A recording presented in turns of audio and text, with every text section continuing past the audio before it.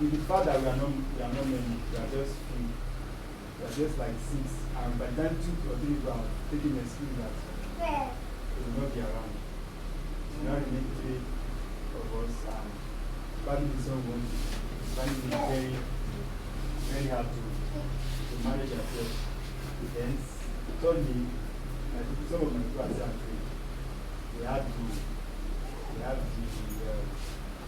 there is at least you can see the trace that they can do this thing, but the fear of the fright of people, I cannot face church, so it's actually affecting some of us. So then on the part of the church too, I think we're having issue with financing the fuel. You know the high cost of fuel now is that. So sometimes we rush things because we are looking at yes. So basically these are the basic challenges. Aside what you have said, any other challenges? Fear. You mentioned it. I would say for the development as I said, spiritual and spirituality. When we embrace the Holy Spirit more, because if you embrace the Holy Spirit more as a person, you know the importance of what you do. And you mentioned a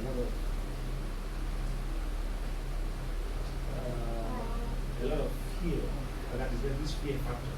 And the fact that even when you come out to do something, you don't kind of do this you will not really minister to him. So it's more like ministering to yourself. He says self-education also comes from the Spirit. So if you are somewhere that is spiritually you also have that self-education. You don't need some, you don't have to be very aware of things. Then some of the music we attend to ministry in church, they were all inspired by the Holy Spirit from one person to another person to another person.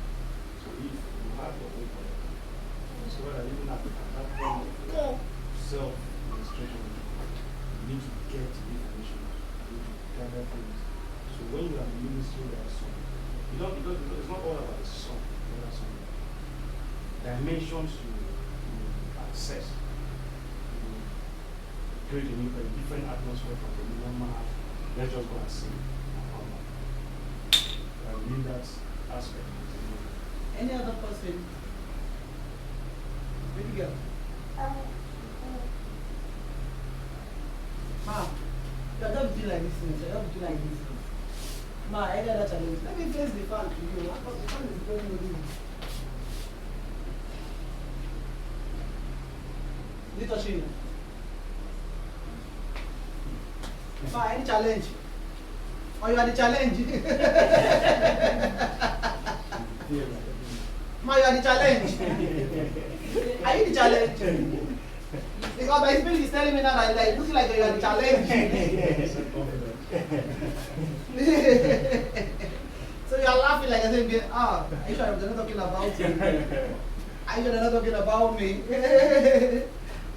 Okay, so I've heard all, because every choir, we have our different challenges, and it's really not easy.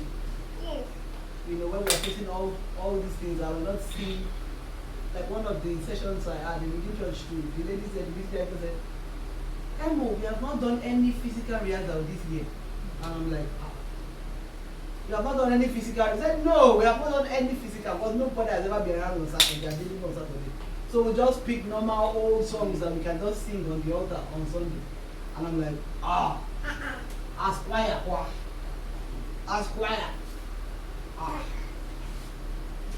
All right, let's go deep. So the first thing we're going to talk about today Music ethics. Music ethics.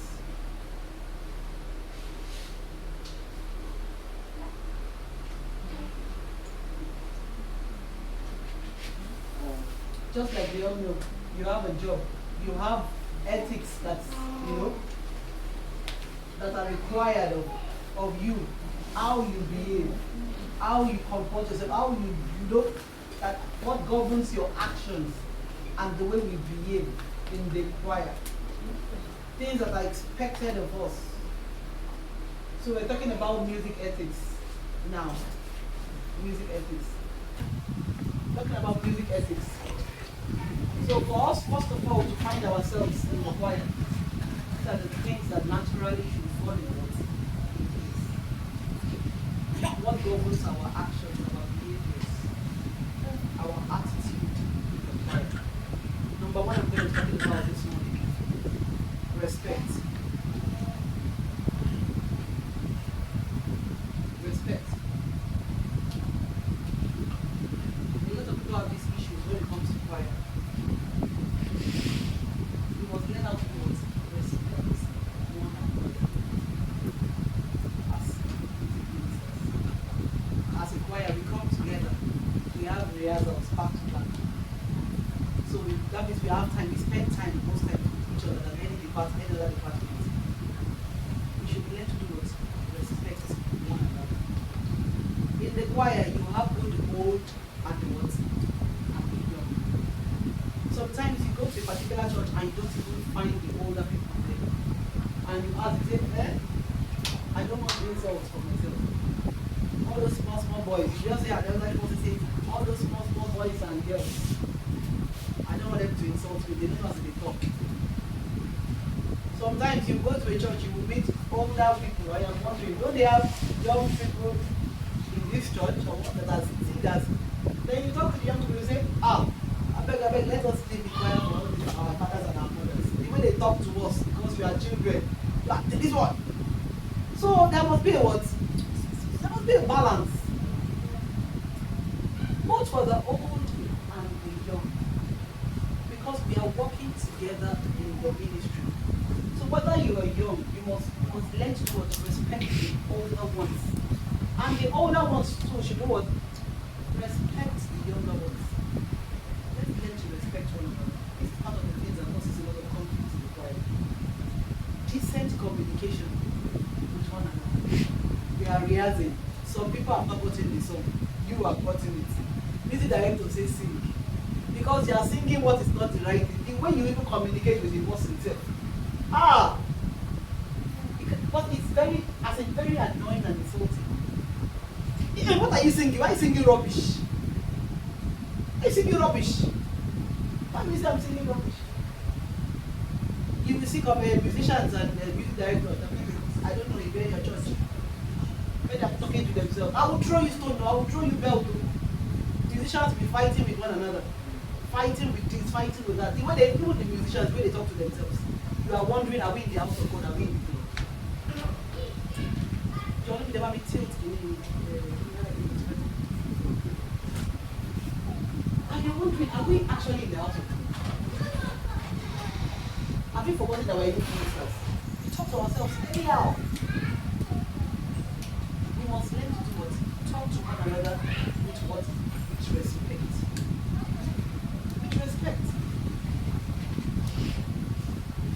Respect everyone's gift and talent. Respect everyone's level. Everyone cannot be in the same the same level. Respect one another. You might be better than them, does not mean that you should do what? Talk to them anyhow. So please, let's put that as number one, foremost. How we communicate with one another. Let's be respectful. Number two,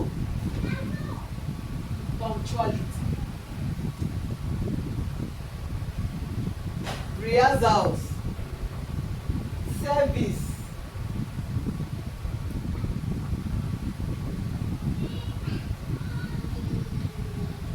You know, talking about the reason I'm talking about one of the challenges about this thing. How often do we get to the rehearsals? In a month, how many times are you available for rehearsals? I always tell people, you cannot say you don't have time when you want to join the choir. Is it possible? The choir is not a place of association. Right? The choir is not a place of association where you just want to associate with people when you are available. Say, this weekend, I did time. I play small. I don't get gig, I don't get gig. I go see. You go see me for Saturday. I did around. Then you talk to celebrity what? Why? It's not possible. If we are not available, we cannot be what? We shouldn't be in the choir. Especially familiarity with your choir, that if you are just few. How many altos do we have? How many tenors do we have? How many sopranos do we have? That one person from one or the other will decide what